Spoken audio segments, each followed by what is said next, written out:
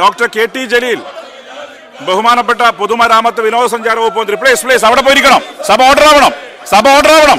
ബിസിനസ്സുമായിട്ട് പോകുന്നതാണ്, അങ്ങോട്ട് പോകണം. അംഗങ്ങൾ അങ്ങ് ചെയറിൽ പോയിരിക്കണം. Yes, doctor KT Jaleel sir, എല്ലാവരും ഒന്ന് മൈക്രോഫോൺ വെക്കുക പ്ലീസ്. ബഹുമാനപ്പെട്ട പൊതുമരാമത്ത് വിനോദസഞ്ചാര വകുപ്പ് മന്ത്രി ഡോക്ടർ KT ജലീൽ. സാർ, നമ്മളുടെ സംസ്ഥാനത്ത് ടൂറിസം വികസന പാതയിലാണ്. ഏതാണ്ട് 2.25 കോടി ജനങ്ങളാണ് കഴിഞ്ഞ വർഷം നമ്മളുടെ സംസ്ഥാനത്ത് ടൂറിസ്റ്റുകളായി എത്തിയത്. കോവിഡ് കാലത്തിന് ശേഷം ഏതാണ്ട് 30% വർധനവാണ് കേരളത്തിലേക്കുള്ള വിവിധ സംസ്ഥാനങ്ങളിൽ നിന്നുള്ള ടൂറിസ്റ്റുകളുടെയും വിദേശത്ത് നിന്നുള്ള ടൂറിസ്റ്റുകളുടെയും എണ്ണത്തിൽ വർധനവ് വന്നിരിക്കുന്നത്. എന്നാൽ നമ്മളുടെ സംസ്ഥാനത്തെത്തുന്ന ടൂറിസ്റ്റുകളിൽ കേവലം 10% താഴെയായിരുന്നു മലബാറിൽ ഈ ടൂറിസ്റ്റുകൾ എത്തിക്കൊണ്ടിരുന്നത്. ആ ഒരു ദുസ്ഥിതിക്ക് കഴിഞ്ഞ കുറച്ച് വർഷമായി പരിഹാരമുണ്ടായിട്ടുണ്ട്. വലിയ വർധനവാണ് മലബാറിലേക്കുള്ള ടൂറിസ്റ്റുകളുടെ ഒഴുക്കിൽ ഈ കഴിഞ്ഞ കുറച്ച് വർഷത്തിനിടയിൽ, 4-5 വർഷത്തിനിടയിൽ സംഭവിച്ചിരിക്കുന്നത്. ഇതിൻ്റെ കാരണം മറ്റൊന്നുമല്ല സാർ, മലബാറിലെ ടൂറിസം ഡെസ്റ്റിനേഷനുകളുടെ കാര്യത്തിൽ പ്രത്യേകമായിട്ടുള്ള താല്പര്യം 2ാം പിണറായി സർക്കാർ എടുത്തു. 1ാം പിണറായി സർക്കാരും നല്ല ബാക്ക്ഗ്രൗണ്ട് അതിനായിട്ട് സൃഷ്ടിച്ചിരുന്നു.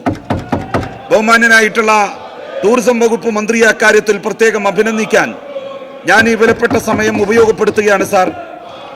സാർ, കാസർകോട്ടെ ബേക്കൽ ബീച്ച് ടൂറിസം, അവിടെ 2 7 സ്റ്റാർ ഹോട്ടലുകളാണ് സമീപകാലത്ത് തുടങ്ങിയത്. ഒന്ന് സാർ നിർമ്മാണത്തിലിരിക്കുകയാണ്. കണ്ണൂരിലെ മുഴപ്പിലങ്ങാട് 4 കിലോമീറ്റർ ദൂരം വരുന്ന ഡ്രൈവിംഗ് ബീച്ച് വികസനം, പയ്യമ്പലം ബീച്ച് വികസനം, അറക്കൽ കൊട്ടാരം ഒക്കെ ടൂറിസ്റ്റുകളുടെ പ്രവാഹത്തിൽ വജ്രംഭിതമാവുകയാണ് സാർ. വയനാട് ഇടക്കൽ ഗുഹ, പൂക്കോട്ട് തടാകം, ബാണാസുര സാഗർ, കുറുവ ദ്വീപ്, കോഴിക്കോട്ടെ Kappad Beypore beach tourism, Palakkad Nelliyampathy, Malampuzha, Parambikulam, Silent Valley, Velliyankallu tourism പദ്ധതികൾ, മലപ്പുറത്തെ നിലമ്പൂർ തേക്ക് museum, Purathur Padinjarekkara beach tourism, Ponnani beach ടൂറിസവും നിള ടൂറിസവും, ചമ്രവട്ടം നിളയോര സ്നേഹപാത, കുറ്റിപ്പുറം നിളാതീര ടൂറിസം, BM കായൽ ടൂറിസം, തൃശ്ശൂരിലെ Athirappilly, Peechi, Vazhani, Chavakkad beach, Nattika Snehatheeram beach, Kalashamala, Azhikode beach. Sir, ഇവയൊക്കെ തന്നെ വികസനത്തിന്റെ പാതയിലാണ് സാർ.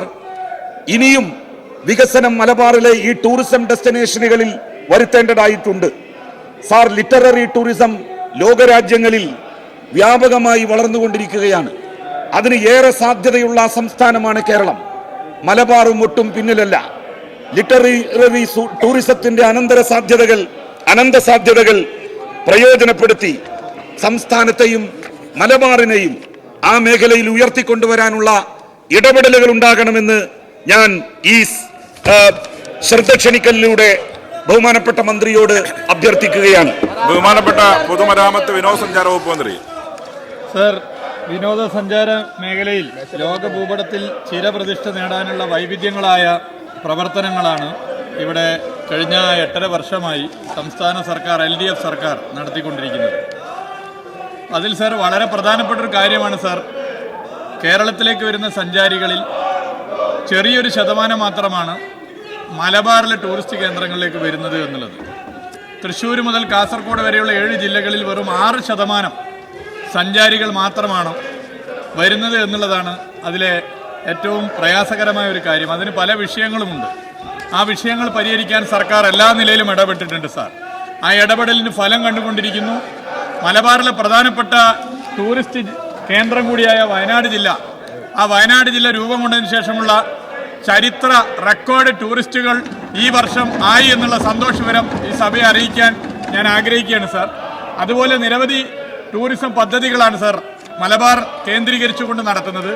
മലബാറിലെ ടൂറിസം വികസിച്ചാൽ അതിൻ്റെ ഗുണഭോക്താവായി മാറാൻ വേണ്ടി പോകുന്നത് കേരളത്തിൻ്റെ ടൂറിസം മേഖലയാണെന്ന് കണ്ടുകൊണ്ട് നിരവധി പദ്ധതികൾ ഈ മേഖലയിൽ നടപ്പിലാക്കി വരുന്നു സാർ.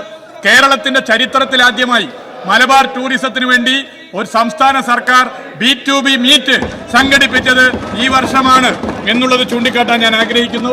മലബാർ ടൂറിസത്തിന്റെ വികാസത്തിന് വേണ്ടി ഒരു നോഡൽ ഓഫീസറെ നിശ്ചയിച്ചതും ഈ ഗവൺമെന്റിന്റെ ഭരണകാലത്താണ് സാർ. ഈ ലോകത്തെ ഈ കാലഘട്ടത്തെ നമുക്കറിയാം.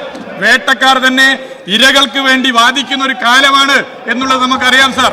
അങ്ങനെയുള്ള ഒരു കാലത്ത് വളരെ കൃത്യമായി മലബാറിലെ ടൂറിസത്തെ വികസിപ്പിച്ച് മുന്നോട്ട് കൊണ്ടുവരാനുള്ള എല്ലാ ശ്രമവും എല്ലാവരെയും യോജിപ്പിച്ചുകൊണ്ട് സർക്കാർ നടത്തും. ബഹുമാനപ്പെട്ട അംഗം മുൻ മന്ത്രി കൂടിയായ ഡോക്ടർ KT ജലീൽ ഉയർത്തിയ പ്രസക്തമായ ഈ ശ്രദ്ധ ക്ഷണിക്കലിനെ അതേ അർത്ഥത്തിൽ കണ്ടുകൊണ്ട് സർക്കാർ മുന്നോട്ട് പോകും എന്നുള്ളത് പ്രത്യേകം അറിയിക്കാൻ ഞാൻ ആഗ്രഹിക്കുകയാണ് സാർ.